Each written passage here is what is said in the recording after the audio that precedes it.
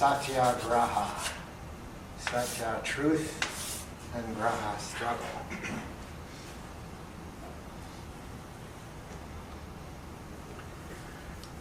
Or force, truth force. Satyagraha, force of truth. The minute we say truth, we start getting all kinds of ideas of what that could possibly mean.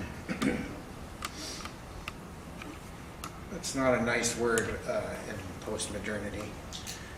It's not really an unproblematic term from the point of view of general semantics, radical or otherwise. But let's go with it, see what Ghandi does with it. Truth force, which he contrasts with duragraha, the force of coercion.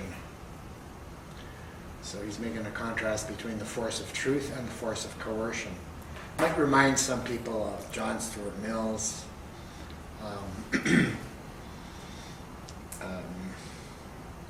ideas about how, and generally one of the core values of liberalism, which is discussion or argument rather than coercion, as a primary value. And of course, we all know that Satyagraha also refers to non-violence or non-violent struggle. So Satyagraha is not without force. It's not pacifistic non-violence. It's not turn the other cheek non-violence.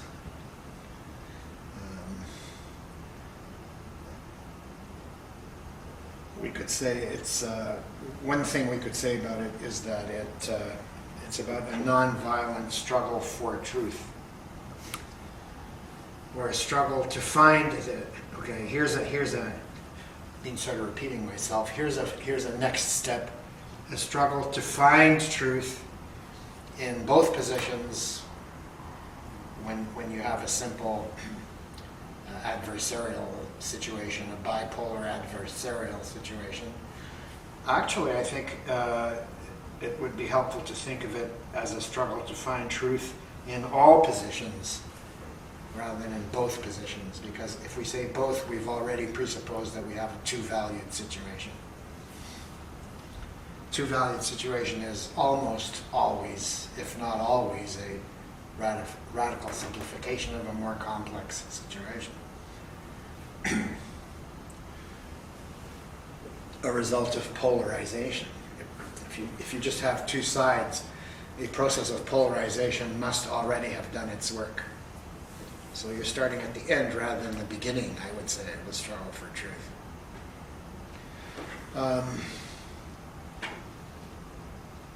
So, maybe we could modify our basic diagram for this part of the course a little bit. First position, second position, third position. Bring a little indexing onto the scene. So we could have many second positions. Hey, we could also have many first positions, but let's leave it at that for now. When Ghandi was in India, where his work started, where his political work started, when he was young, a young lawyer in South Africa. I said India, I meant South Africa. When Ghandi started his work as a young Indian lawyer in South Africa, there was Indians to deal with, black peoples of various tribes, Afrikaner, English, and colored. There's 5 right there, 5 second positions to go into. Gandhi's work was mostly with his own people, but a selfish person to begin with, Indians, and he soon expanded his horizons.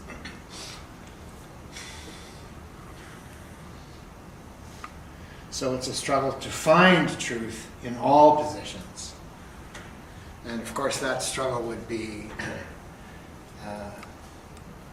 much more difficult without a third position to which to resort.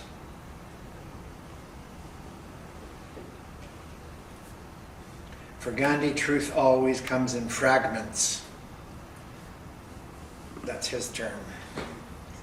From different angles of vision. So it's multiple perceptual positions, huh? Different angles of visions.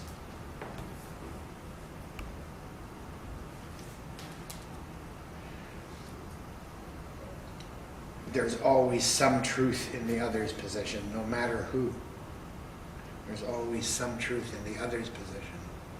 Or let's say the other's positions, no matter who. And, no matter how distorted that truth is. And of course, it's always distorted not from any absolute objective point of view, it's always distorted from some other point of view, so. I'm not a great fan of the notion of distortion of truth, although the notion does have its uses, I'm sure. The test of truth is to look for the truth in the enemy's position.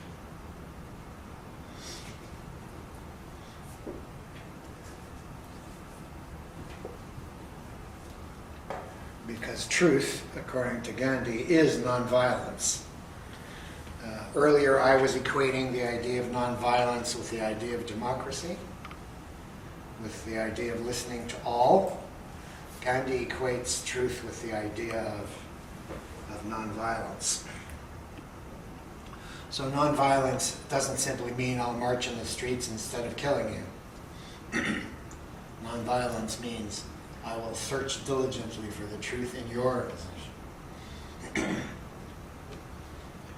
Violence is untruth. It's violence that is untruth. He just equates these terms. Violence is untruth, is not listening, is not looking for the truth in the other's position. Okay, right from the start, we may be meeting a Ghandi with whom we're not familiar. Because in my humble opinion, this kind of approach to nonviolence has really gone out of style. Or you could even say that the term nonviolence is used for orientations and movements with which Ghandi would have a lot of problems.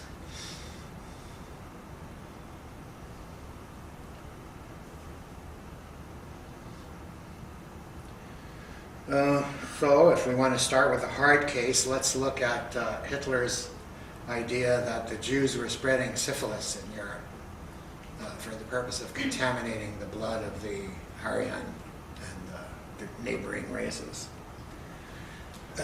Psychiatrically speaking, we have here a syphilophobia, a fear of syphilis. Well,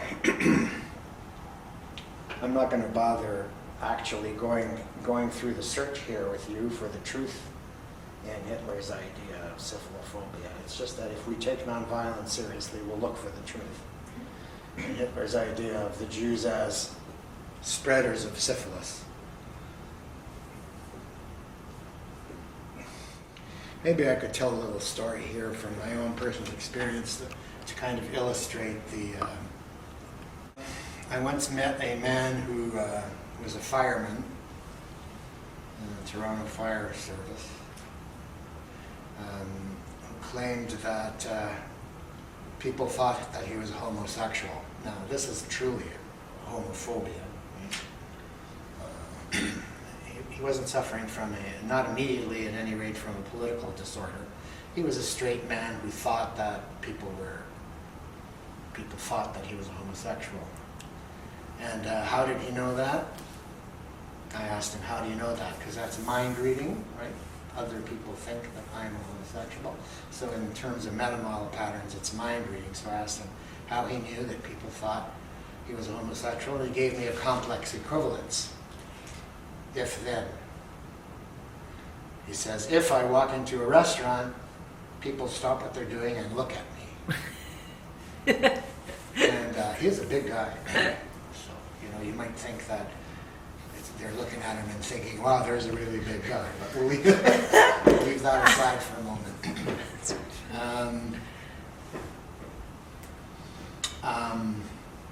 So I volunteered to go with him to a restaurant to check this out with him.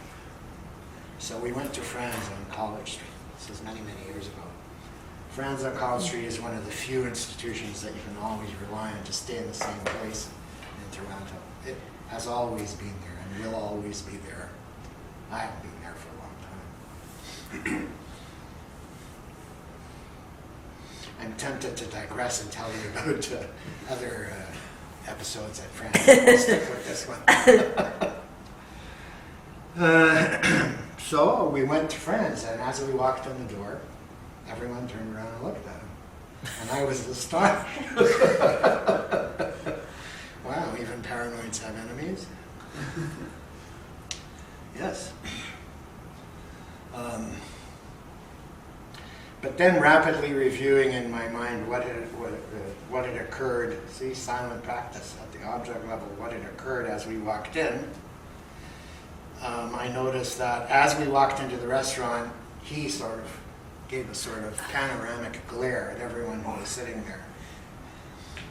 And when they were looking at him, they were returning his gaze.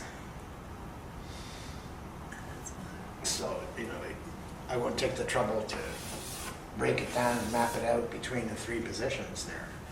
It was very important for me to be in the third position there to be able to observe what was going on. That's just one comment. So that's what's happening there.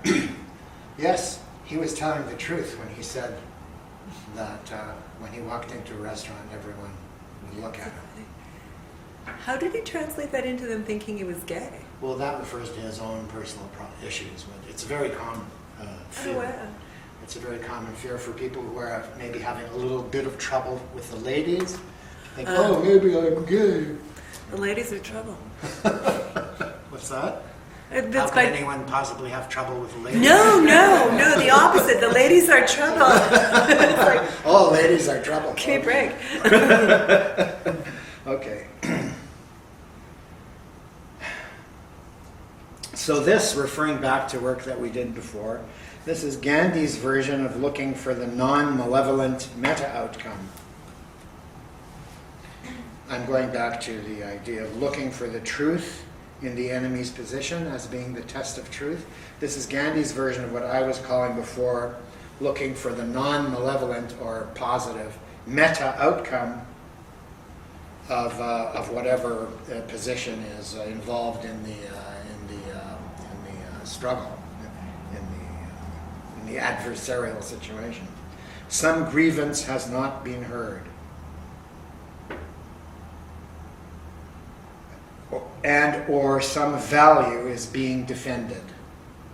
Okay, so if we ask, and what would that do for you, and what would that do for you, and what would that do for you, until we can go no further, we would find some grievance that is not being heard, and even at a higher level of abstraction, some value which is being defended.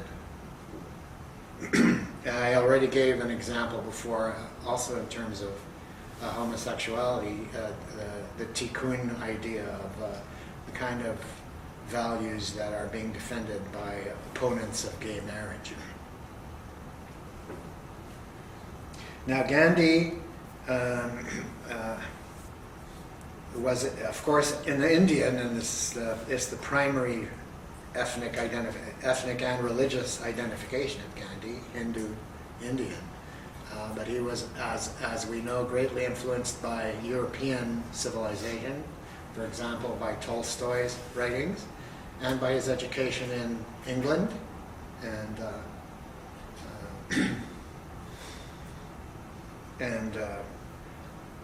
many of his ideas come from the tradition of European progressive thought, without which he would not have been able to make a move in terms of his own political activity. And Gandhi often said that British imperialism had been good in some ways for India. And, it's only recently that the word imperialism has become a swear word. When the British Empire was riding high, imperialism was a good word. And many English-speaking Canadians, for example, took great pride in being imperialists. It had brought benefits to India. British imperialism had. And he often defended and praised what he found valuable in British civilization. It's just that the time had come for the British to relinquish their domination of India.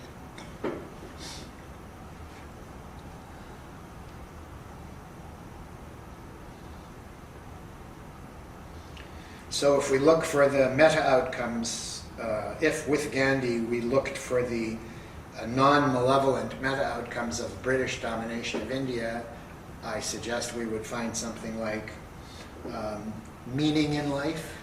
And because for the British peoples, and especially for their ruling classes, but for all the British peoples, the idea of service, the idea of being of service and of being identified with a cause larger than oneself, and of facilitating progress in the world, and of finding meaning in life at the personal level, these ideas and values are very much associated with the British presence in India. In other words, they weren't just there to dominate others and exploit, not in their own minds anyway. And if you ask yourself what India would be like if the British had never been there, of course you can't answer that question. But it may be that India, which has 15 languages, official languages on its currency, and many other languages in daily speech, and many ethnicities collaborating in a multi-party democracy, owes something of whatever there is to praise from whatever point of view in its present to its British past. And when we visited India, we noticed that the Indians hadn't taken the trouble to demolish the, what were those gates at Mumbai? The magnificent arch that was built to welcome King Edward. Yeah, The gates of India, I think it was called. It's an immense, incredible, impressive structure. They leave it there. They don't bring it down like Saddam's statue or like Stalin's statue.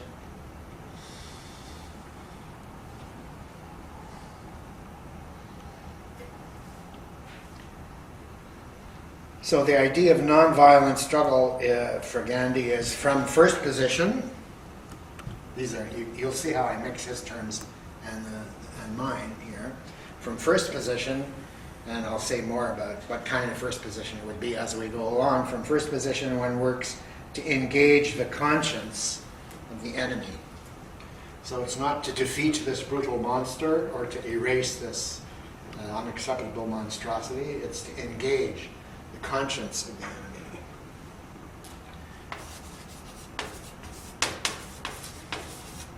Conscience is one of the human values par excellence. It contains within itself the idea of consciousness and of morality. You might even make a connection between the idea of conscience and Korzybski's idea of consciousness of abstraction. What kind of conscience goes with consciousness of abstraction? That's the question.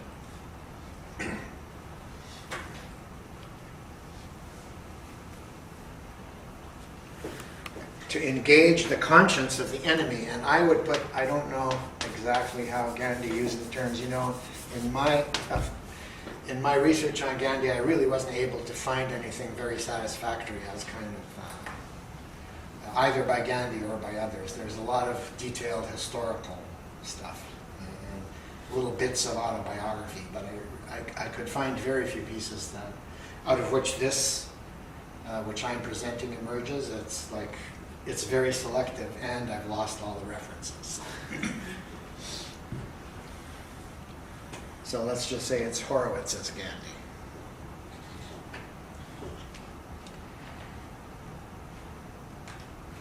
Ghandi.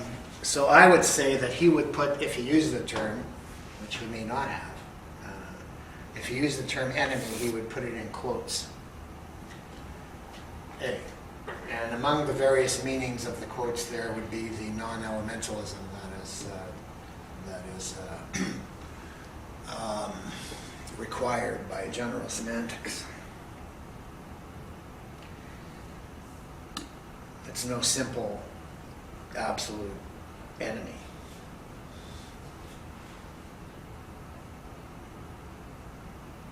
In the case of India, for lots of Indians, maybe India is still something like a mother country. I mean Britain, something like a mother country. If a nation can have more than one mother,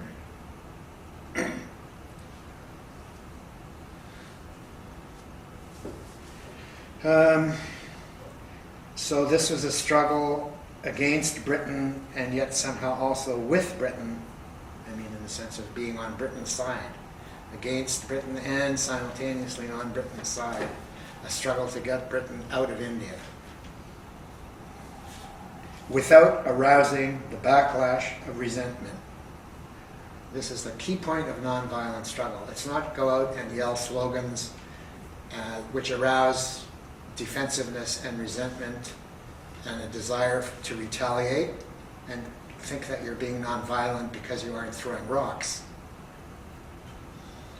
The purpose, one of the major characteristics of nonviolence, according to Ghandi, was to engage in struggle without arousing resentment. Because if you're arousing resentment, you're perpetuating the cycle of violence. And words are also weapons. Words, slogans, flags, banners. It reminds me of Norman Thomas's advice about washing the flag rather than burning the flag.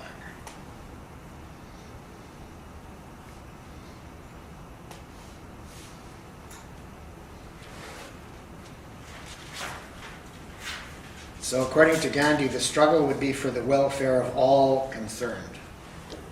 For the welfare of all concerned.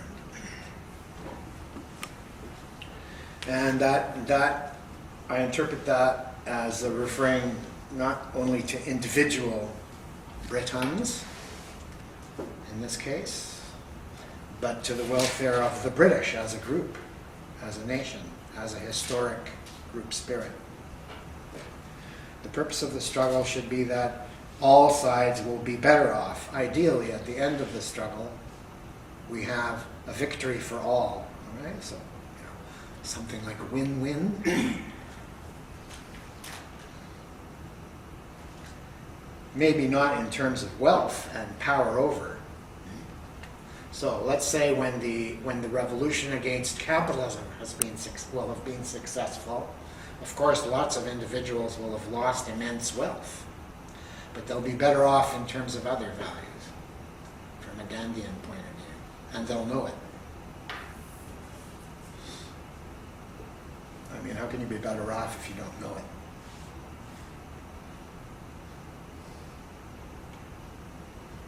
Ghandi refused to condemn the enemy as evil, as monster, as racist, as Nazi, as whatever, as Satan, as great Satan, as little Satan. And at least at times he would urge his followers to watch their language, to eliminate violence from their language, even in terms of such rants as shame, shame. In Freudian terms, shame appeals to the oral stage. An appeal to conscience refers to the genital stage. Post-superego. Shame is a pre-superego phenomenon, if you get the psychoanalytic terms.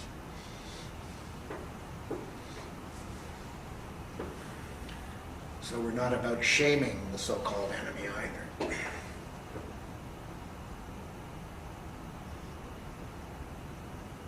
Now, Satyagraha does presuppose a position of strength. This is also important to know about Ghandi.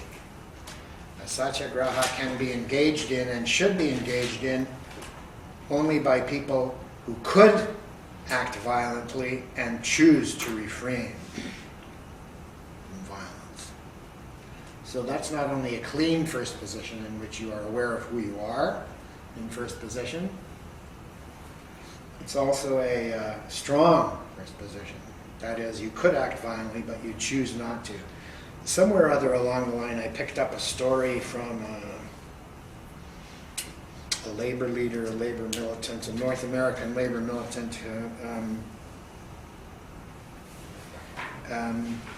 who had made a visit to Brazil, and he had had talks with Brazilian militants and came back and was, the story is something like this. Well, I, the North American, wish that our people were as militant as you Brazilian labor people. If only we were as militant as you. And the Brazilian labor leader said, yeah, you're as militant as us. You'd be pouring out into the streets unarmed every few years and get mowed down by machine guns.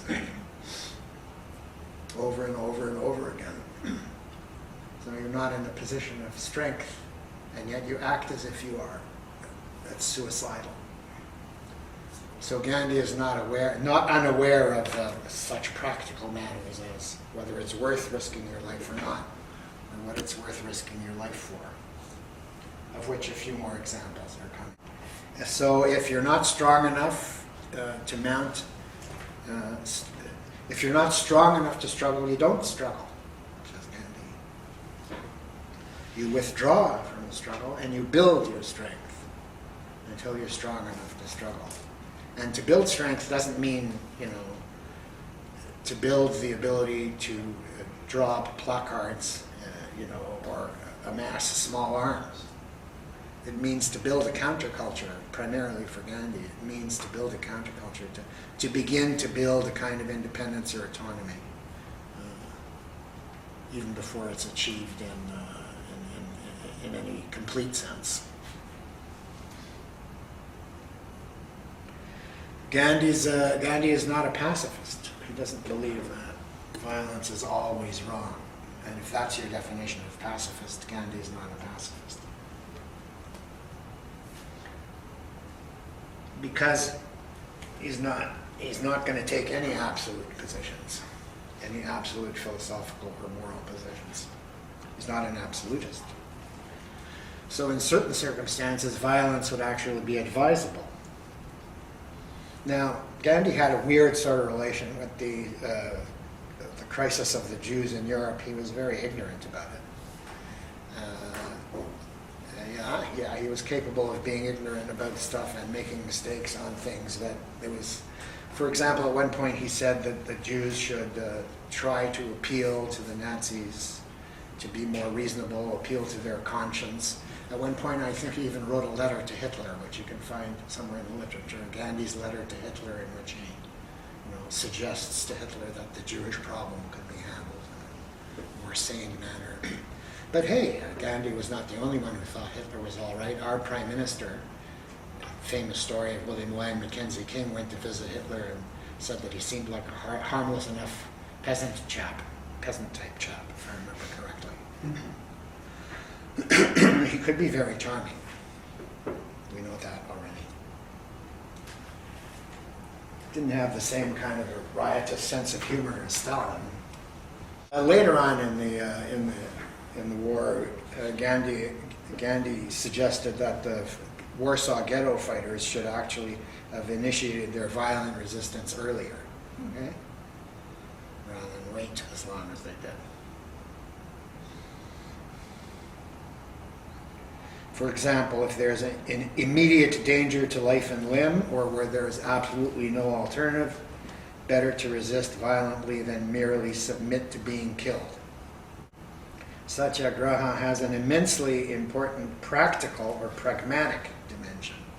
It's kind of the opposite of what you would think of as a simple pacifism which needs to be brought up to date,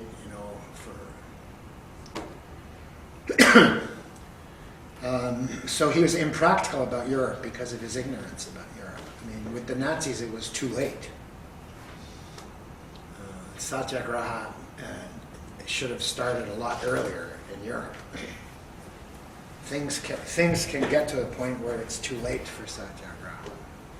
So it's very much, from a general semantics point of view, exquisite awareness of what we might call index and chain index. Context. So one reason I wasn't able to find a coherent statement of Gandhi's position is that he never formulated such a sort of encyclopedic or all-encompassing statement of his position.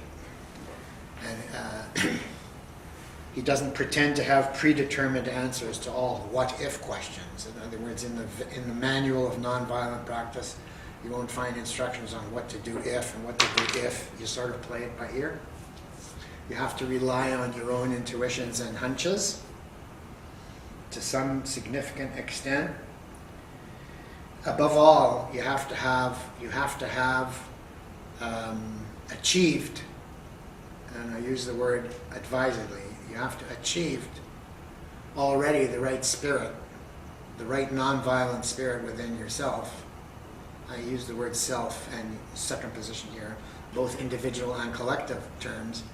You have to achieved it so that you can trust yourself to be able to apply the values of nonviolence appropriately in many different kinds of situations. You've got to be able to trust yourself to do what is right in different difficult situations, including speech situations. For example, I don't think that from a nonviolent point of view you would want to follow the example of many European states in criminalizing Holocaust denial. I think you would want to deal with the question of Holocaust denial in a more traditional liberal manner. What would John Stuart Mill do?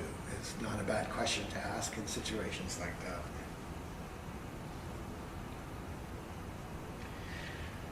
All right, so what force is involved in nonviolent struggle? Everyone's familiar with the tactics, so I won't have much to say about nonviolent tactics.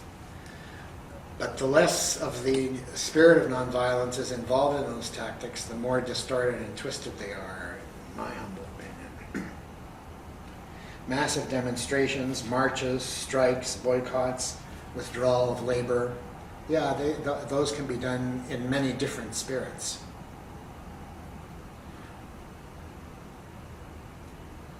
Forcefully condemning the enemy's oppressive behaviors and policies. So there's force there. Forceful condemnation. Not of the enemy as a bunch of individuals or as a group or as a nation. Condemnation of behaviors, policies, etc. Refusal to accept or to collaborate with such policies.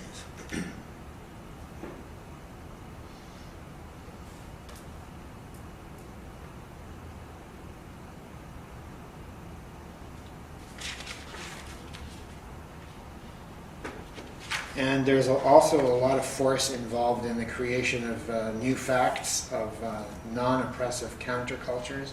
And some of Gandhi's ideas on this were, quite impractical, ideas with which we're familiar, such as going back behind industrialization, restoring village economy, going back to spinning in order to produce textiles. In fact, Gandhi's spinning wheel became a symbol of the Congress Party of India, and it's still, I think, the official symbol of the Republic of India, which you find on the currency and stamps. The spinning wheel. Poverty. Gandhi was an advocate of poverty, not only for himself as an ascetic, but for a nation and for a national economy. Maybe some of these ideas will come back into style. There are certain signs of that. Drawing the enemy's attention forcefully to what he or she would otherwise ignore or deny. Insistence on dialogue. Now, when Gandhi insists on dialogue, he's insisting on a true dialogue or a real dialogue, which I look for the truth in your position, and you look for the truth in mine. That's the difference between dialogue and debate.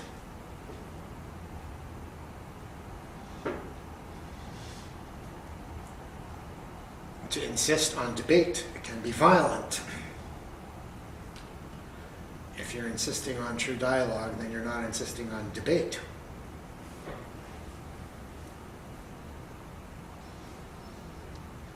We all know the ridiculous depths to which debate can sink. But, when we were trained to be little speechifiers in junior high school, we were trained to debate, were we not?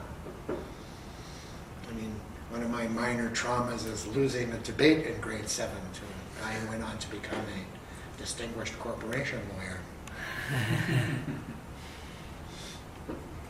He also beat me out for the position of editor of the school newspaper. That pig.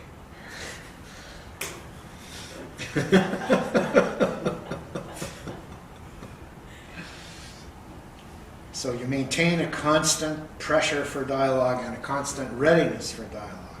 And what is it about? Is it about the distribution of blame? No. It's about how to resolve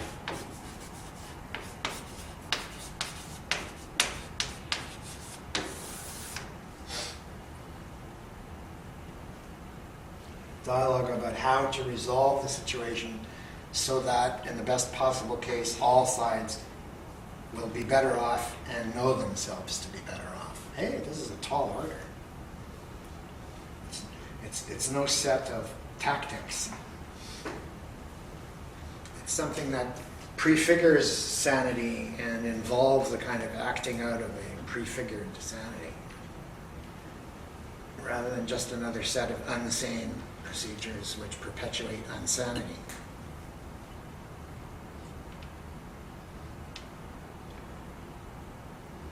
Now there are a lot of outfits in the world that are interested in these ideas from all different viewpoints and for all different purposes of a public conversation project. That's the one I happen to learn about at Harvard. You can find them on the web. They have interesting suggestions about how to organize dialogues among people with very different positions and views on all sorts of subjects. One of their main notions is that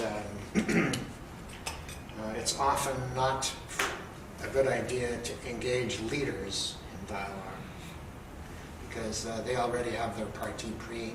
They're not likely to give an inch without losing face. So you try to engage the rank and file, or elements of the rank and file, some leaders, but also elements of the rank and file, those who are likely to be open to doubt about the positions, the strong positions that they've taken in the process of following their leaders and repeating the slogans. If we were going to follow Ghandi's advice and try to enter into dialogue with Nazis, hey, maybe it's not so crazy, but we would not have involved the Nazi elite. The Nazis had millions of followers in Germany before they took power, and up to September 1939, I would say, there had been scores of different Nazi positions that were taken outside of the central Nazi elite in Europe. So maybe it's not such a crazy idea to have gotten involved in dialogue with Nazis up to a certain point.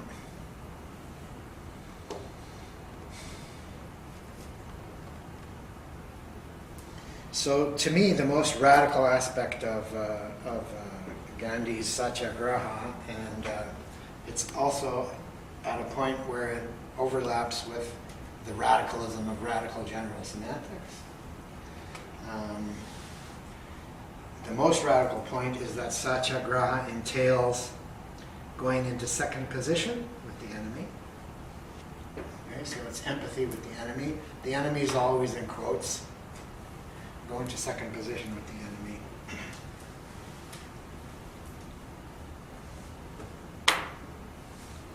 I once read, I think in, where was it?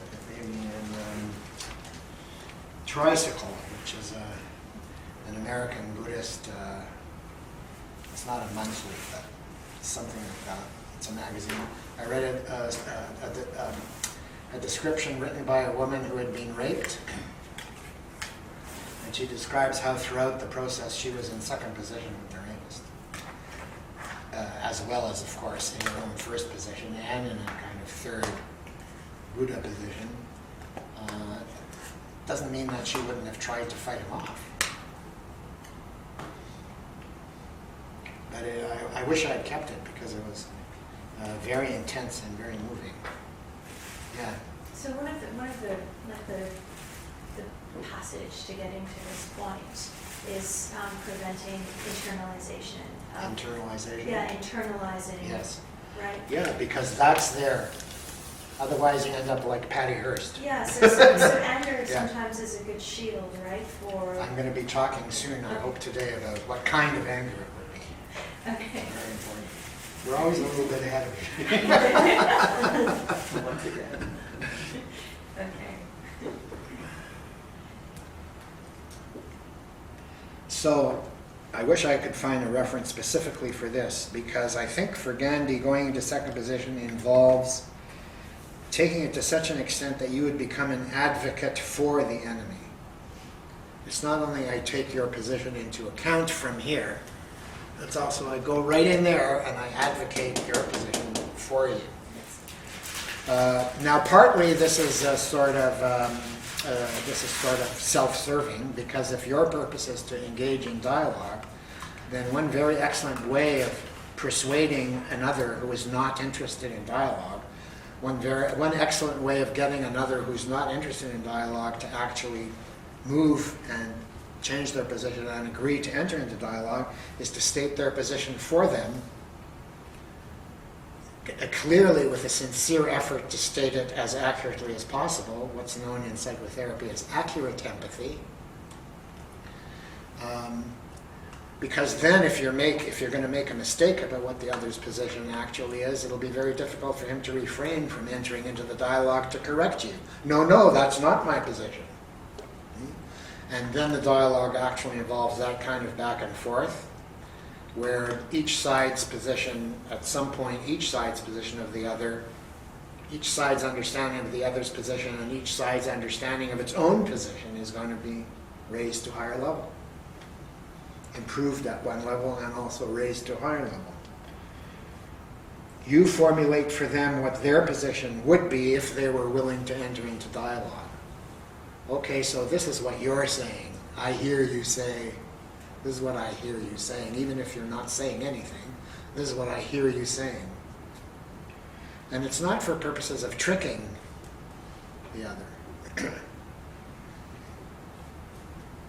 It can easily be used, you can put forward a part of the other's position, and the other will agree to it, and then you'll go back to a debating stance and use that against him. Right? That's not what this is about. You let them know how you would formulate the truth of their position as them and for them. You would argue for it as intensely as they would. Hey, this is a real challenge. How do you know when they're really entered into second position? Is when you can do that without tricks.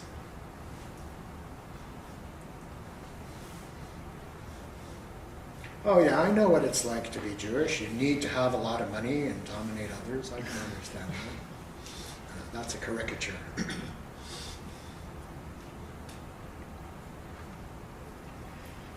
In their presence, you argue their position for them in their presence. Not only in their presence, but also in their presence. Poking and enticing and challenging them to engage in dialogue, if only to correct your formulation.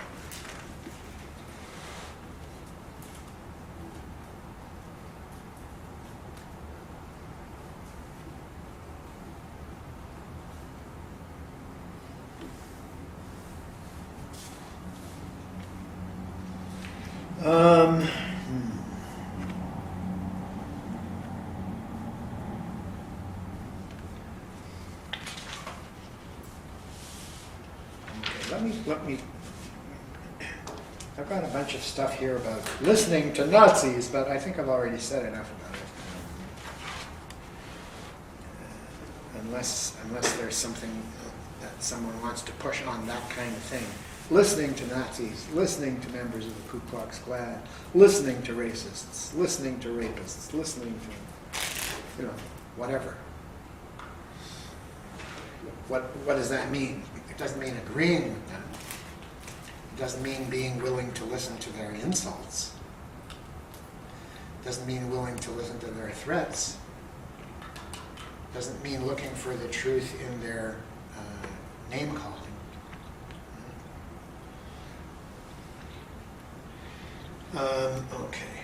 So, can I just So what does it mean? I mean, how, like, what if you, what if you fundamentally disagree with listening to certain people?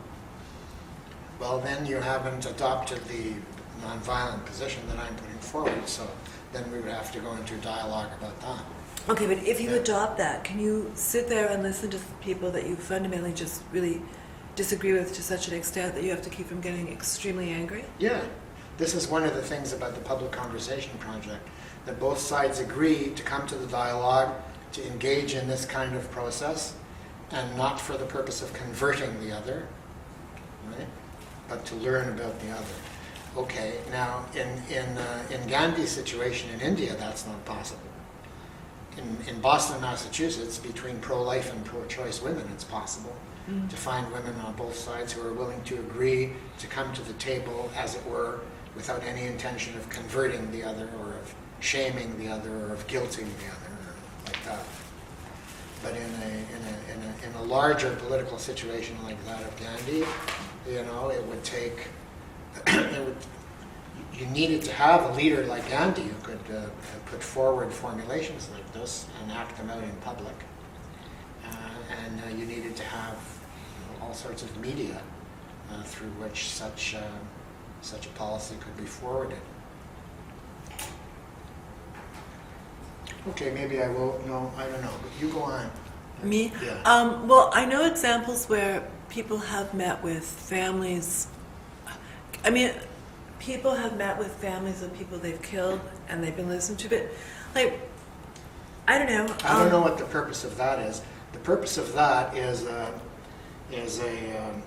reconciliation after crime. The purpose of that is restorative justice. It's an element in the process of restorative justice, which has some connections with what we're talking about here, but it's not the same. It's not the same. It's similar, but far from being the same kind of situation.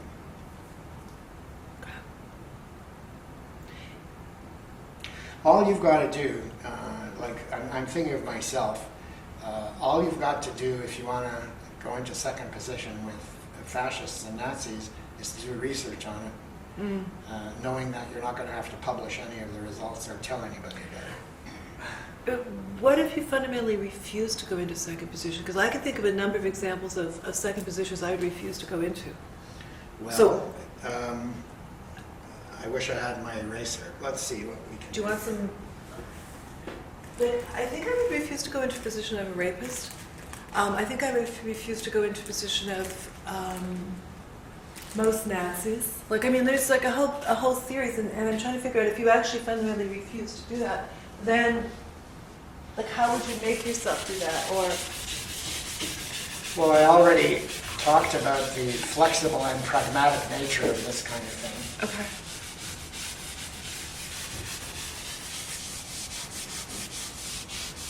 Maybe that's as much as I should do. Okay, let me give you some of this stuff about how you could possibly listen to Nazis, and maybe a little bit of this will rub off. Okay? Yeah? Yeah, I think intention is really important in this scenario. Sure. So if you think about, like, would you just, like, if you don't want to go into second position, would you wish that person harm? Like, would you want to hurt that person? Yeah. Okay. Yeah, in most cases, those are good examples, because those would be the cases in which I wouldn't want to go into second position. Yeah, that's true. Yeah. Okay. Need I say more? No, except I guess the second position with people that you fundamentally really would prefer weren't around, period. Let me put it this way, okay? If you want to be a good spy or an espionage agent or assassin or saboteur, then the skills of going into second position with the enemy are important for that. That's interesting. That's interesting. So if your idea of bringing about peace is to eliminate the enemy or certain aspects of an enemy group, then you also need to be able to go into second position. If someone's trying to rape you and your intention is to get out of there, or to stop it, or to get rid of him, then the more you're able to go into second position, the better. Otherwise, you're fighting an imaginary demon rather than a real person. That's interesting. That's interesting. I should be able to do better than that.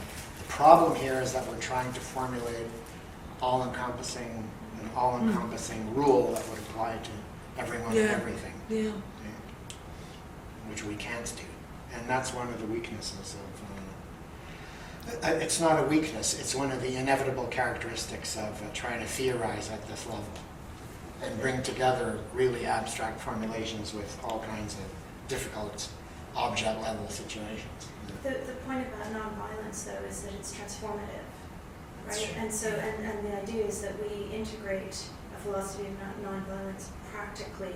So by not wanting to harm the rapist, there's some kind of transformation. I mean, for me, it's spiritual, but a lot of people don't work on that level. So But you're starting at the end of a process, Yeah, at least yeah, yeah. theoretically, at which she's at the beginning.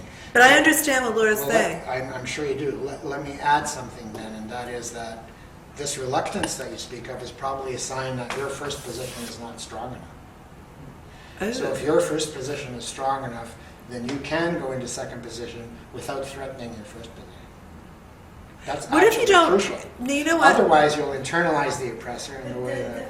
Yeah. But also in this context, the first person has got to be collective. Oh, that's Right? interesting. It's not just individual. Not necessarily. Not necessarily. If you're in a dyadic struggle. it But what if you also don't? applies. Yeah, but I mean the linkages between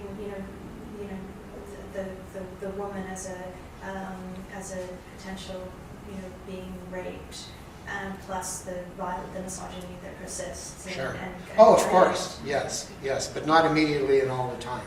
Yeah. You know what? We should tell Laura about the Eros conference at Bracebridge. Oh yeah, yeah. But Yeah. Gad, I guess maybe I think when Laura said it, but I guess you'd have to, if you don't accept the practice of nonviolence, which I don't, then it's not going to work. I mean, that Of would course. be the frame you'd want to Yeah. put it in. Okay, I get that. I understand that. Like you'd have to accept that first. That would have to be I your. was trying to sell it to you with these two. Of course not. But look, in the process of trying to sell it to you, you don't have to buy it, but you can sort of attend to the advertisement. One advertisement is the more you can go into second position with the other without threatening your first Yeah, position, yeah. the more useful it is to you Yeah, I in understand. tactical terms Yeah. and in terms of your own self-possession. So it's not about losing self. I can understand how many women wouldn't want to follow the example of that Buddhist who wrote about her experience in tricycle. But here, the problem here is we're talking about the rapist without any index and without any chain index. There doesn't have to be sympathy or compassion either. And to go into second position is to become the other. That's not sympathy, it's empathy. And it's with a part of yourself. And when this was taught by Dilts, he would emphasize the importance of going into third position and not spending too much Yeah. time in there. See, that's interesting. Third, I can understand, Yeah. no problem. Yeah. Yeah. But then when you're in third position, you come back to first position, and it's a different first position. Yeah. Because in first position, because in third position, you've learned what it is to be him. And therefore, Yeah. you say that this is no problem for you, but you couldn't do that unless you had already That's been in interesting. there Okay, at that's some interesting. level of awareness. Because without going there, you can't go there. You can only have your ideas of what is happening, Yeah. as yeah. opposed to a higher level picture from out here of what is happening between two poles, right? Yeah. And the whole thing is also based on the gross simplification of two poles here. I mean, we can get away with simplifying observer to one, but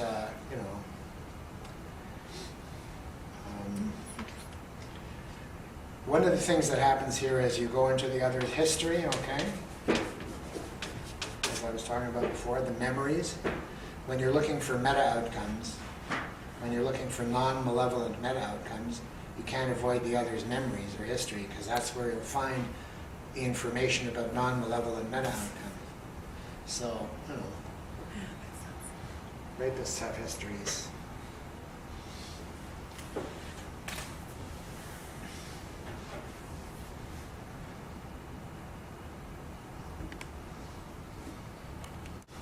Okay, so if we look at all this with at a higher level of abstraction, with the diagram of multiple perceptual positions,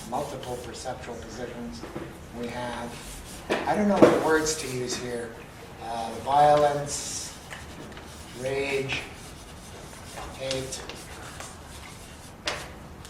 anger.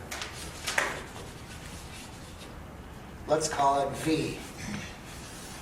V for vendetta. Okay, so here we have. Let's use hates because it's more of a verb. Okay, so we can say one hates two, or at least in a particular moment. Okay, here's a moment where one hates two, where two hates one, and three can see. Three can see, hear, feel. Three can sense. We can see from three, we can sense from three that what is going on here, if we want to give it a label at a higher level of abstraction, is violence begetting violence. We step out here and we can see that violence is begetting violence. Hey, it's really important to step out there and see that before going too much into this. Okay, because then the considerations you've raised are now influencing me, so it's kind of without my intention feeding back into what I say.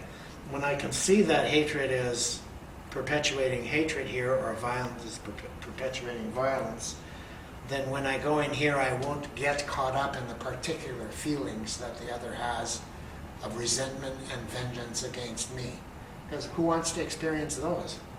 So if I can experience them as modulated or muted by the observer feelings, because the observer has feelings, but they are observer feelings, and they're going to qualify or moderate the feelings that I have as I go into the three positions. Don't forget it's recursive. I mean, in the sense that if you go into three and you go into two, you go back into one, it's a new one. And you go back into three, it's a new three. And if you go back into two, it's a new two. As a matter of fact, when Dilts taught us this, you may remember, because you were there, he taught us that at the end of the process, you should try and do it really quickly. Oh, that's true. So that it becomes a kind of a whirl. If each of these is represented by a different color, you get a kind of tri-colored, or they're all mixed up together, which is where they are normally in our experience as human beings. But you disintegrate first, as I said before, in order to reintegrate at a higher level. So who knows how many turns of this would be advisable. Again, that would vary completely in different situations. And as I also said before, when we did that, when we went through this in Santa Cruz, we found many people, women especially, saying that she wouldn't change a thing. Even back in the first position, after maybe 4 or 5 reiterations, she would say, well, I wouldn't change a thing. Because the last question here is, okay, what do you want now? What are you going to do now? And a lot of them would say, I want exactly what I wanted there, and I wouldn't do anything differently from what I did there. So that's also possible. And Dilts didn't say, oh, well, you didn't do it right. He said nothing, because what you're doing is teaching a practice or a pattern. So we can see from here that what is going on is violence begetting violence. We can see that fear of the other and hate of the other are inseparable. Fear, hate, hyphenate, never separate. Okay, so now it's actually as if I have a new topic, which will go to the question of spiritual transformation, because Ghandi was certainly interested in that. But I'm going to use depth psychological terminology for this, and the depth psychological term is sublimation. So yes, the anger is there, but it's a sublimated anger from Ghandi's point of view, and I want to talk about what's involved in that. Ghandi teaches not getting rid of anger, but sublimation of anger. So let's talk a little bit about what that means.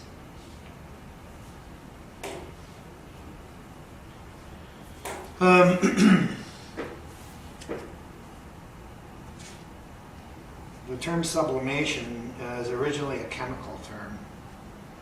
And in fact, it's originally an alchemical term in alchemy. It's a term which refers to the direct in chemistry, it's the direct transformation of a solid into a gas.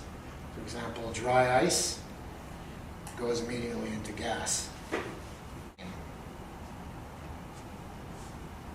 The amount of hydrogen dioxide is not changed. It's a transformation of quality, not of quantity.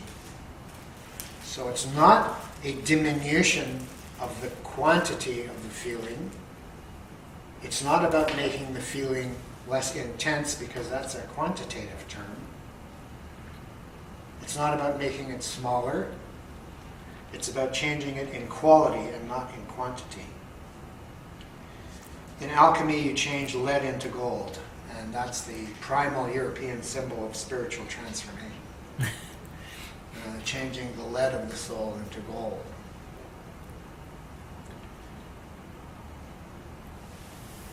In nature, dead vegetation becomes coal, becomes diamonds. So it's this kind of qualitative transformation that has direct, observable, extremely significant effects, but they're qualitative changes rather than quantitative changes.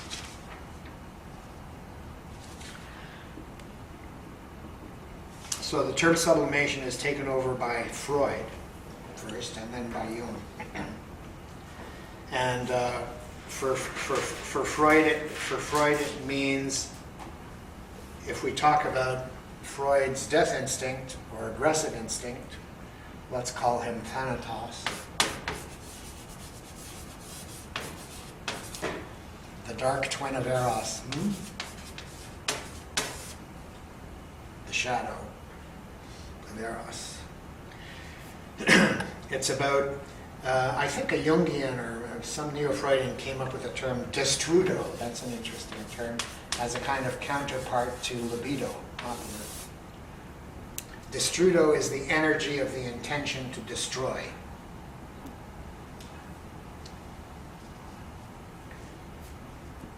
The destructive drive. So in sublimation, the quality of the drive is changed and its aim is changed. It's raised to a higher level. Well, I've told you the story of the Mbuti tug of war. Let's tell a simple story that we can tell in kindergarten. Did I tell you about the Mbuti tug of war? So I'll repeat. The men line up on one side, the women line up on the other side. There's a tug of war. There's aggression in there. There's a competitive energy in there. When one side starts winning, someone from that side runs over and joins the losing side. The game continues until it falls apart in laughter or something like that. So laughter can be a very high energy. I'm going to talk soon about what it means, what we're doing with this concept of energy when we use it this way. Freud says we take that energy. Freud gives the example of a surgeon who is taking aggressive energy and sublimating it. So the quality of the energy is transformed and the aim of it is transformed. The aim is to heal. And yet the surgeon is cutting. The surgeon is performing activities which could easily be carried out with a murderous or harmful intent. But the quality of the energy is changed and the aim is changed. As in the Mbuti tug of war. So the Mbuti haven't criminalized aggression. They haven't criminalized or demonized aggression. They have sublimated aggression. According to my reading of it anyway. I once had a debate with, I told you about the conservative psychoanalyst philosopher who opined that no, they were just primitives who couldn't handle their aggression and they were trying to deny it by playing this tug of war game. But But I say it makes just as much sense to think of it as a sublimation of aggression as of a denial of aggression. So it's not about a denial of aggression, and presently I'm going to talk, things will become clearer. Animal righteousness becomes nonviolent righteousness, what Korzybski calls animal righteousness, self-justifying, other-blaming righteousness becomes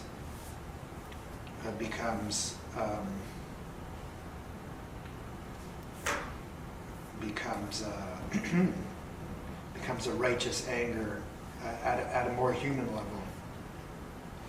Here's another way in general semantics terms, what we're involved here is with multi-ordinality. Okay, so anger at this level is not the same as anger at this level, or let's say hate. So hate 1 is not the same as hate 2 at a higher multi-ordinal level, because hate 2 is hate of hate. Hate of hate cancels hate. So you can't cancel hate by criminalizing it, or by making it illegal, or by saying that is totally unacceptable, or that it's not a family value. What you do is that you experience hate. I'll be talking soon about how the depth psychologists, especially Jung, think that this is actually done in practice. You experience the hate in your body-mind, and you raise it to a higher level. So you're taking the energy, transforming the quality of it, and changing the aim of it. Freud sometimes talks about aim inhibition, but I think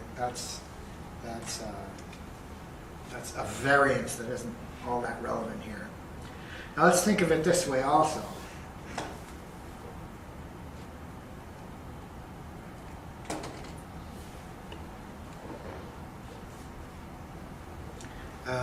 I've heard it said, thus I have read, that there is no spiritual, but that there are higher levels of the material, and that if matter is energy, we can say that. Thank you, Albert. Einstein, not Gaudio. Matter can be transformed into energy. It already is, in some sense, energy. And energy is vibration. Energy is vibrational. So in the New Age, when they talk about vibes or higher vibrations, they're actually not being simply silly. If we think of different strata or levels of matter that vibrate at different rates, then we're looking at a rate of vibration. I'm willing for all this to be totally metaphorical, if you wish, or not. Nobody's getting grants to research on this. I don't know how they would do it. It would probably be possible. So what we have here is that the sublimated, let's say, the sublimated energy of anger, or energy of anything, any emotion, that it is energy, that the emotion is energy, and that as you go up the multi-ordinal levels, as you increase the sublimation effect, the vibration speeds up. So the higher quality energy is a faster rate of vibration, involves a faster rate of vibration. If anyone has heard of the Gurdjieff work, this is incredibly important in Gurdjieff's system, that what most people have thought of as soul or spirit is actually an energy at a very, very high rate of vibration. So God, for example, is just shoved into this scheme. The highest possible rate of vibration is God. So in terms of anger, I came up with this myself, I like it. Sublimated anger would be similar in structure.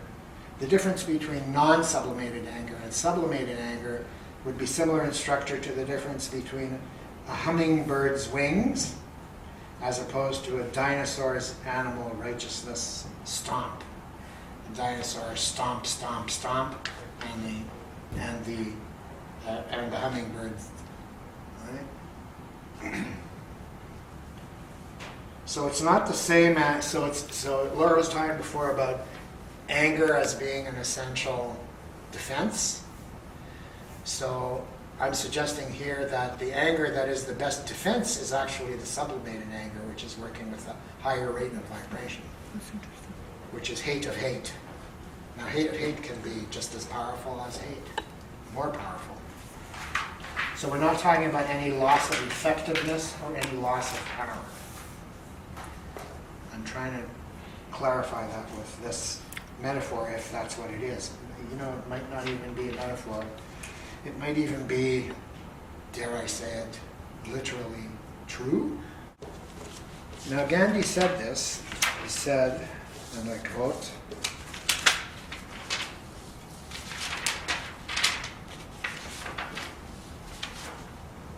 well, it's the one quote. I've actually torn it out of a magazine, so I can probably give you the reference, which I will in a minute. Ghandi says, well, the author of this article says, the passionate is the political, but it has to be mature. That sort of sums up a lot of what I've been saying. The passionate is the political, but it has to be mature. Ghandi once said, and he quotes, I've learned through bitter experience the one supreme lesson, to conserve my anger.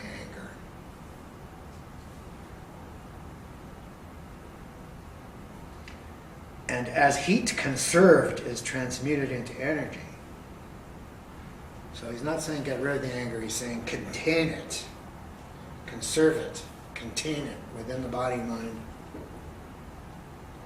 And as heat conserved is transmuted into energy, even so our anger controlled can be transmuted. That's a kind of synonym for sublimated, transmuted. It's a transmutation. A change in quality can be transmuted into a power which can move the world.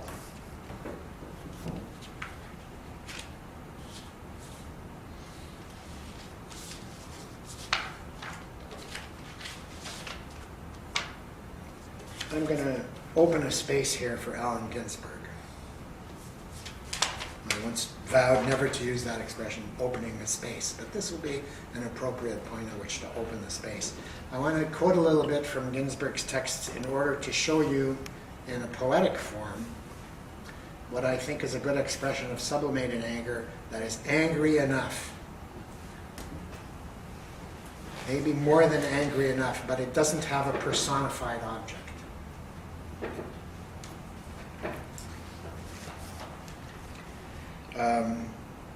There's two bits here. The first is from Ginsberg's discussion of William Blake's Horizon.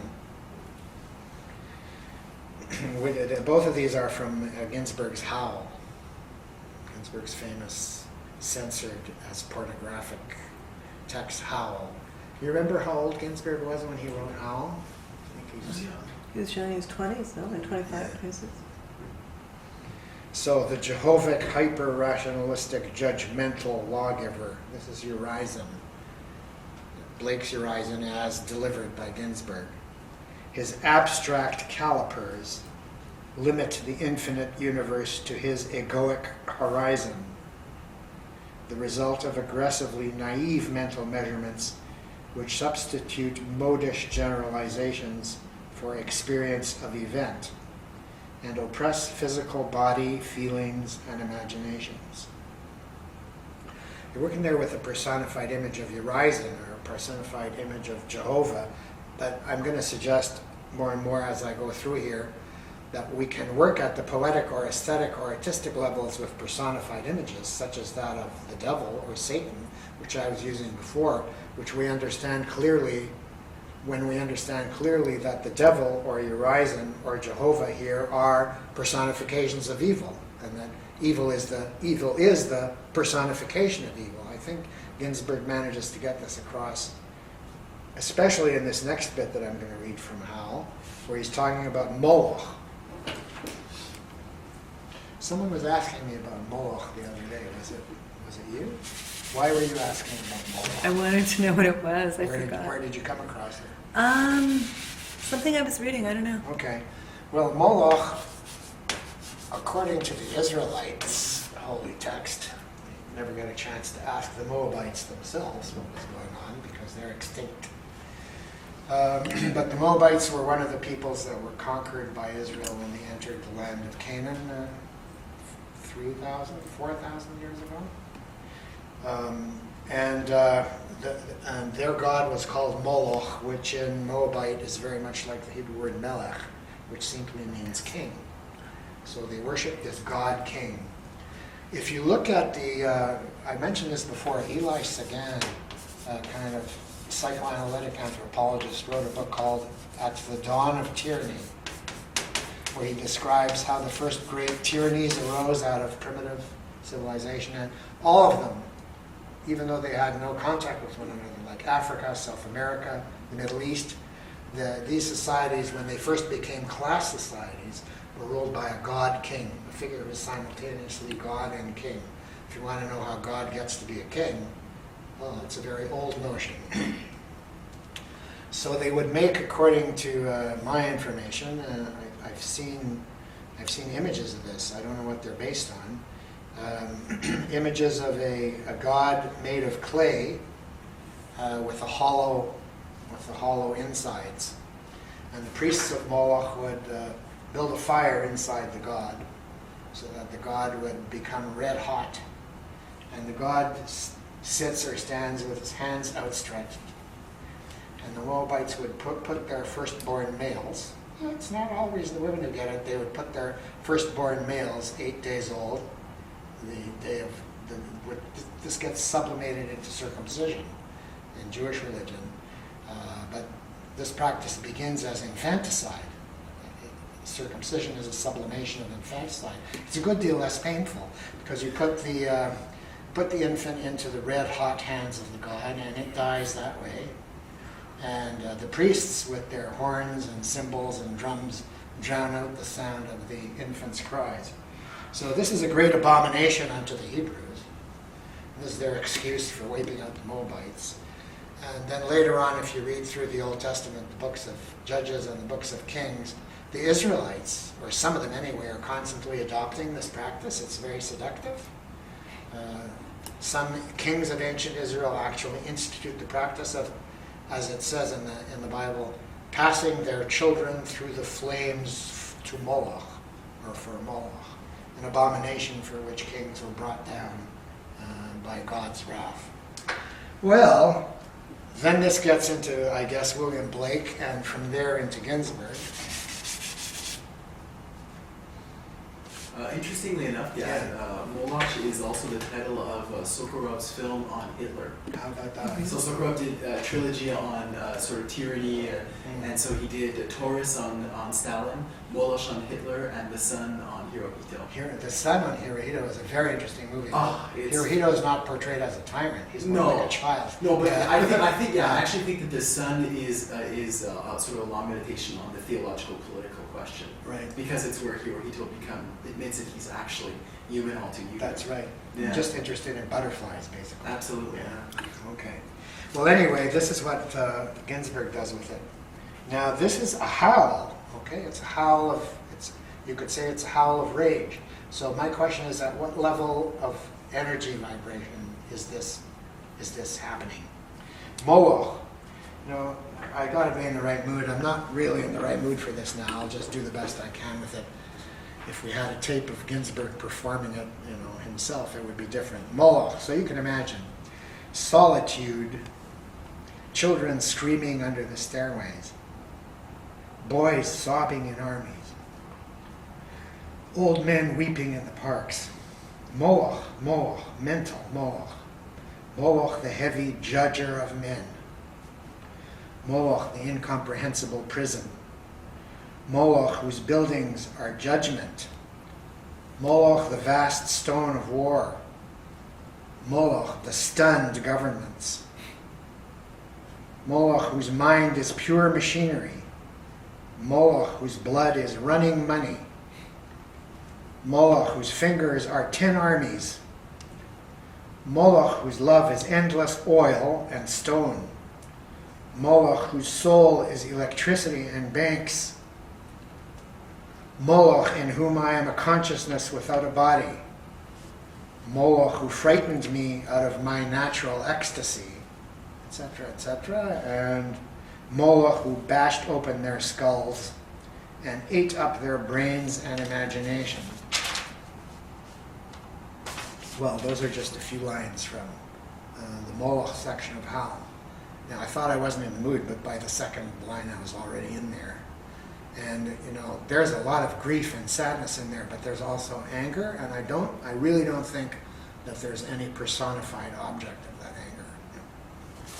That's my feeling anyway. And one of, you know,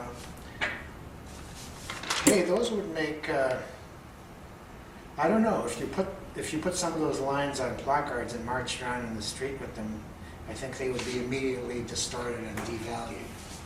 I've been pretty hard on marching lately.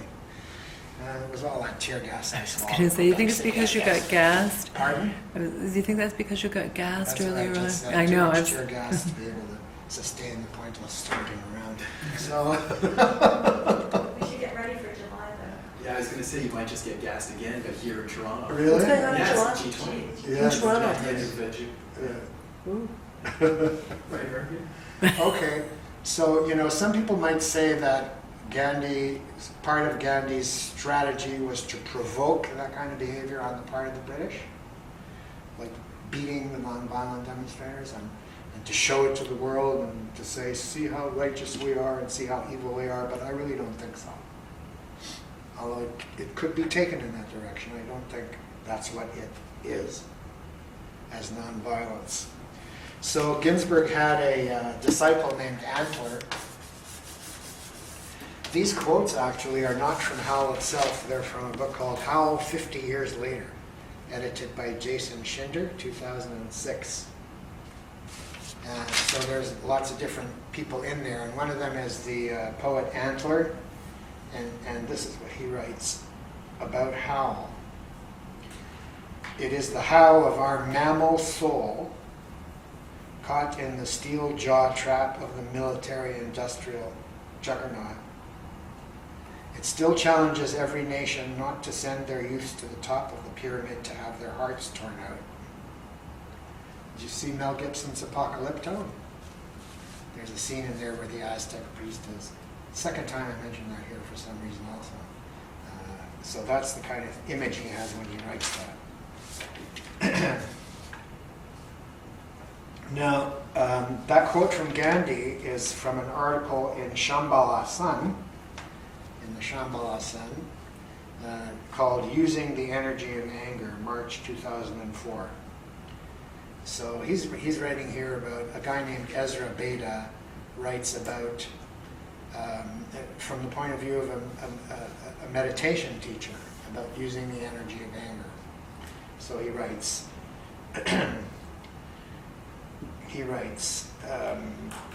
when we react to an experience negatively, it's like eating bad food. It doesn't digest. In fact, it can even poison us. And then we often spew the poison back out into the world, usually at another person.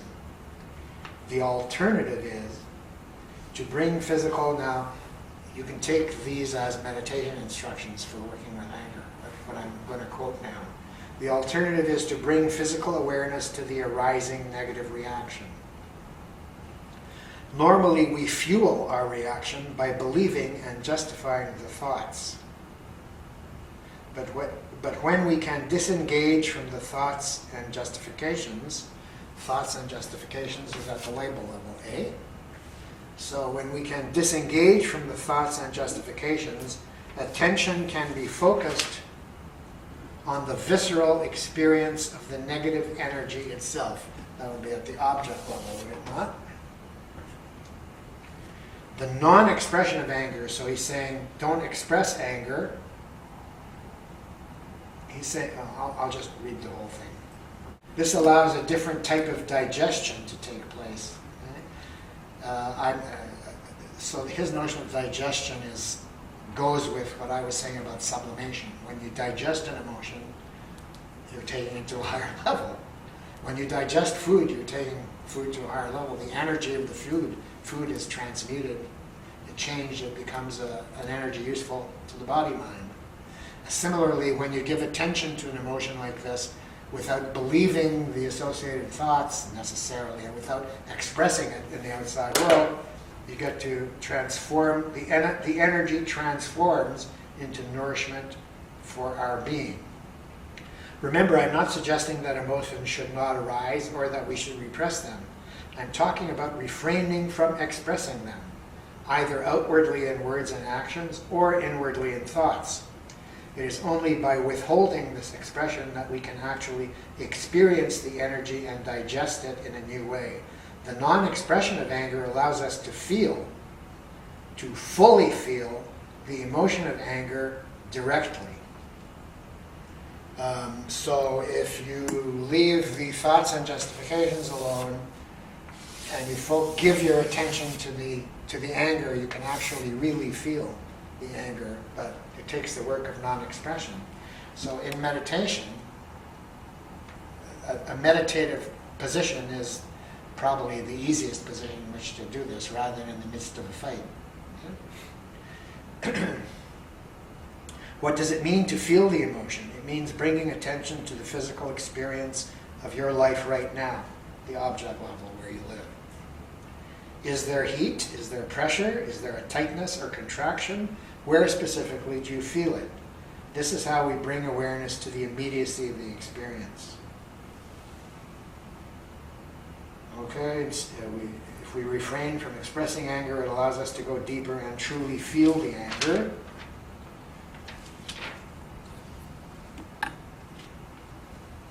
Feel the physical energy of anger directly. We begin to see anger just as it arises. This is like in silent practice. If you practice this in meditation, then in daily life you can begin to sense anger just as it arises, thereby seeing into its roots.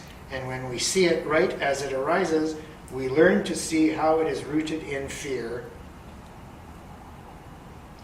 So that's a sort of added bonus here. It's not, well, it's not just a bonus.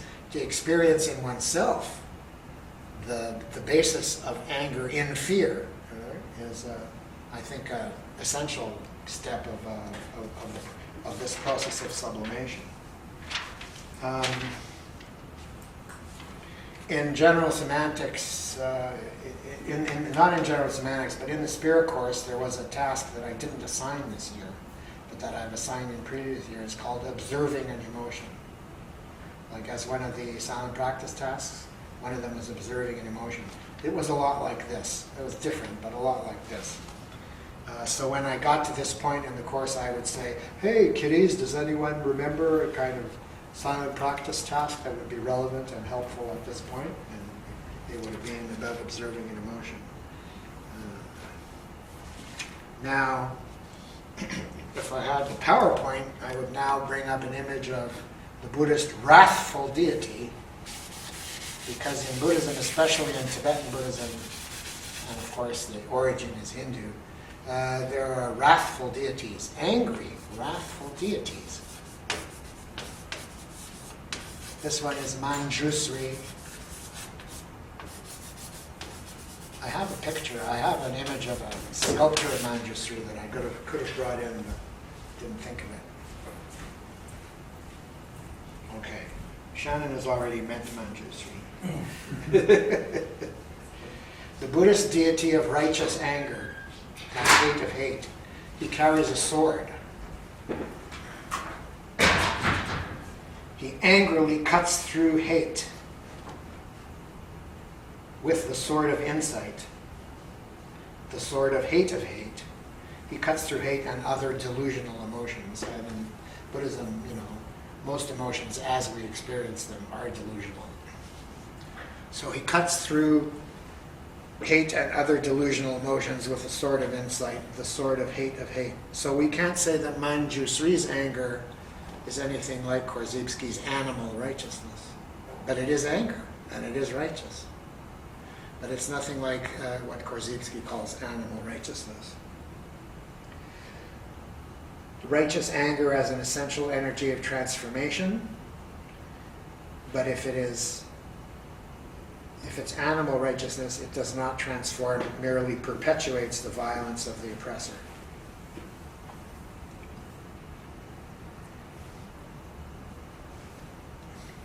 Well, at one point in Science and Sanity, Korzybski says that general semantics is about a revolution that is not like which is not like previous revolutions. The kind of anger, the kind of righteous anger that's involved here is not the kind of righteous anger that has powered any previous revolution. Even revolutionaries who should have known better forgot when it got to the crunch. It's not about substituting new forms of oppression for the old, or for reassuring yourself that you could simply waltz into a new society without substantial self-transformation.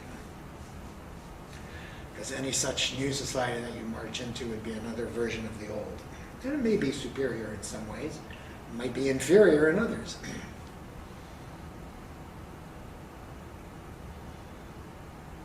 And Manjusri as Bodhisattva is an embodiment of compassion. So this is where righteous anger sort of Mobius is with compassion. The Mobius of righteous anger and compassion.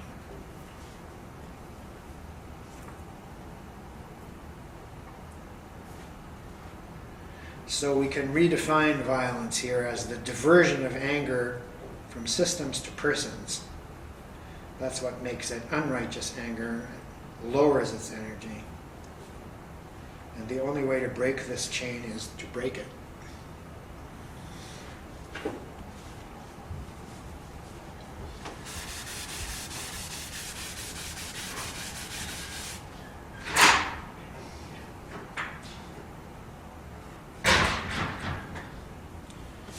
Have I mentioned before Jack London's novel, The Iron Heel? Well, Jack London was some kind of a communist, at least in some point in his life, and he wrote a kind of dystopia called The Iron Heel at the turn of the century, about a future capitalist dictatorship in the United States, where there was no more pretense of democracy. The corporations rule directly. Hey, if you think they're ruling directly now, they're not. Give them time. So the ruling class is just taken over in every sphere, not just in the economy. And the working class hero in The Iron Heel, who is a kind of, Jack London sort of imagines himself, I think, as this working class hero is playing a crucial role in a revolution against this tyranny. However, he falls in love with the boss's daughter. At some point in there, there's a boss, and of course the boss has a daughter. And the protagonist falls in love with her, and there are some really interesting scenes in The Iron Heel of, I wouldn't call it dialogue, but let's say open and honest confrontation between the protagonist and his lover's father, in which both sides make it quite clear that they have nothing personal against one another, but that this is a war to the death, and one side is going to win and the other is going to lose. There's nothing personal in it. Why? Because both the boss, being capitalist, being a highly developed capitalist, and London being a highly developed revolutionist, know that we're talking here about systems and not about persons. So whatever anger is involved is system-oriented anger. Conserving the system, law-preserving violence, on the part of the boss, and perhaps divine violence on the part of the protagonist, the revolutionary protagonist. Well, you'd think that materialists would just waltz right into a position like this without any trouble, but in my experience they don't. So what kind of materialists are they? Now there's one last bit here, which takes us right back to the territory of general semantics itself. Well, here's a little formulation that I like, that the anger that's involved at this higher level that we're speaking of is directed to something that cannot return it. I think that the energy of anger in Ginsberg's Howl is that the message is being sent to a receiver which can't respond to the anger at anything like a lower level. Although I guess some people are stupid. You know, when people objected to Hal, it was because of the sex. The homosex specifically in Hal. Let's go back to the Vietnam War and the dispute in general semantics movement about the Vietnam War. See how this sort of partly played out right in there. This is from volume 25, no, volume 28, number 3 of, I guess it was etc. Could have been the General Semantics Bulletin, but it was probably etc., volume 28, number 3. The debate in the movement had been going on about how the movement should respond, if indeed it was going to respond as a movement at all, to the Vietnam crisis in American society, which was really a severe crisis in American society. And there was no part of American society that could simply abstain from concern with it, except maybe for Alcoholics Anonymous, because they're good at abstention. And one of their rules, as you know, is no politics, because they're right, it would destroy the organization if they got into it.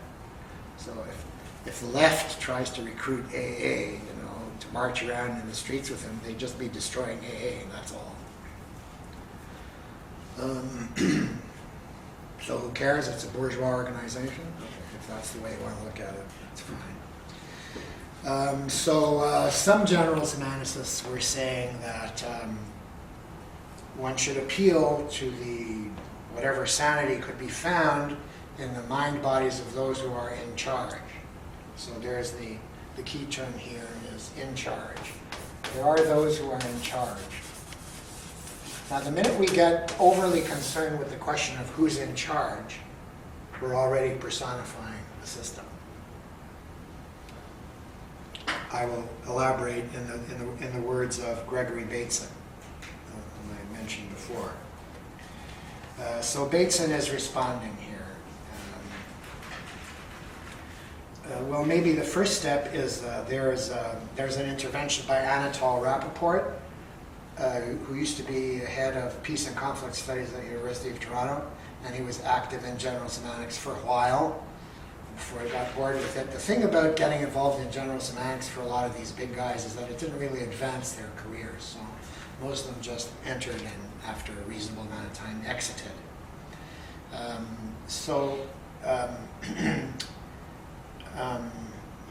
Where does this start? It starts over here. Bateson writes in etc. an open letter to Anatole Rappaport.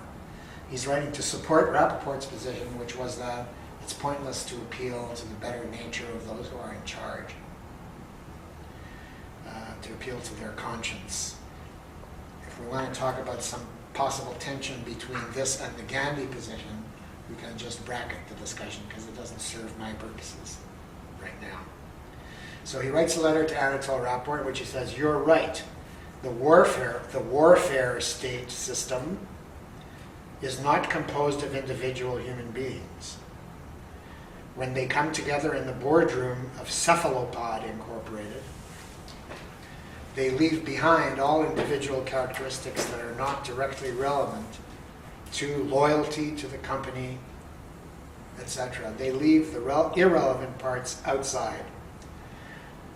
Outside the boardroom, they leave the parts of themselves that loves children, animals, flowers, does yoga, Beethoven, all those parts. They're left outside. The only part of self, the selves of these people that comes into the boardroom, it's like Hitler, oh, that is when he's being the Führer, right? That's the only part that comes into the boardroom. The board is composed of parts of Smith and parts of Jones and parts of Robinson. So Bateson is using there something like index, chain index. And then he attacks the whole idea of anybody being in charge. This is on page 361.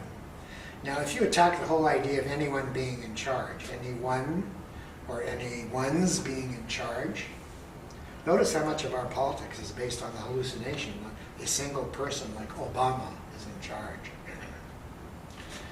But this will go beyond that to the idea that any ones are in charge. I mean, a lot of people say, well, it's the whole office of the presidency, well, it's all those who man the legislative, executive, and judicial arms of the government.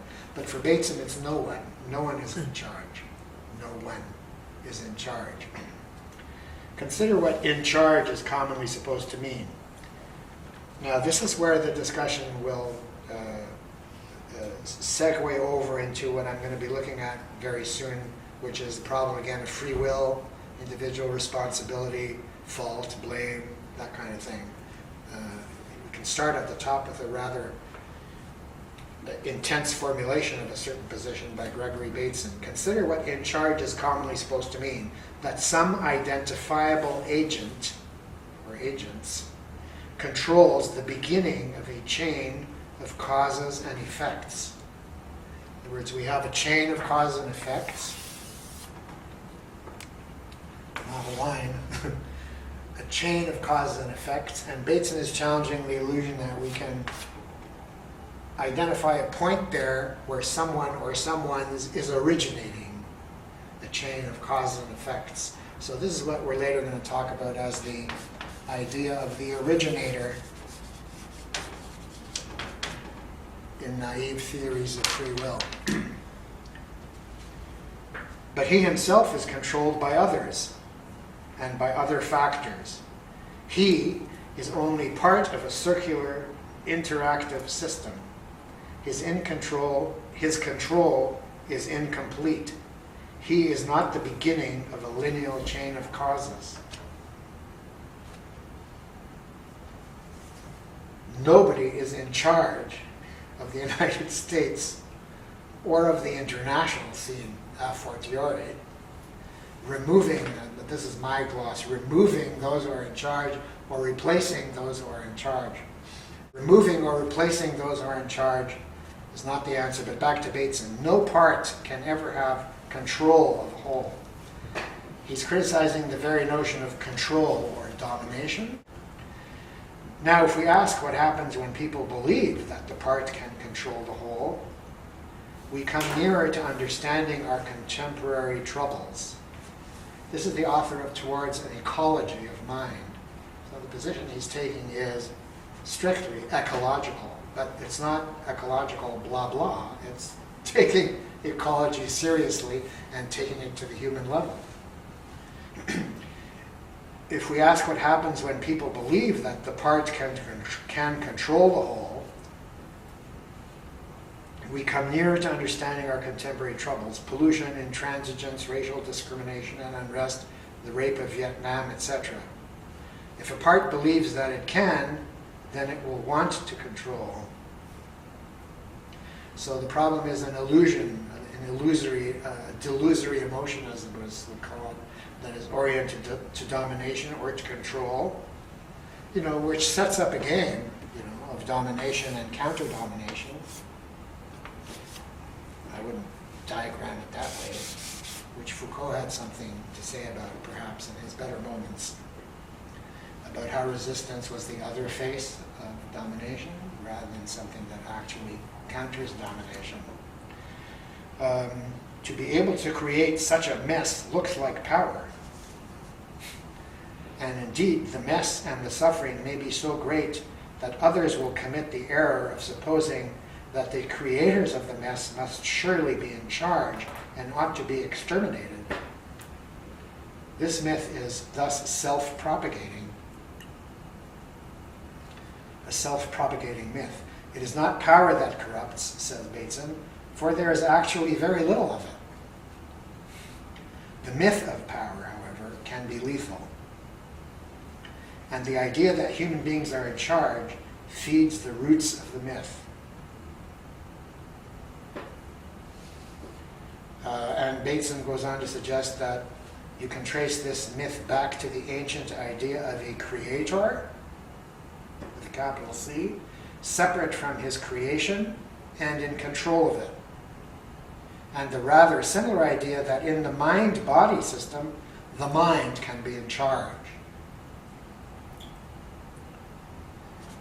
Or the conscious vanguard of the ruling class, to transpose it into a slightly different register. So he traces it back to the idea of a creator and to the mind-body split that Korzybski also talks about. And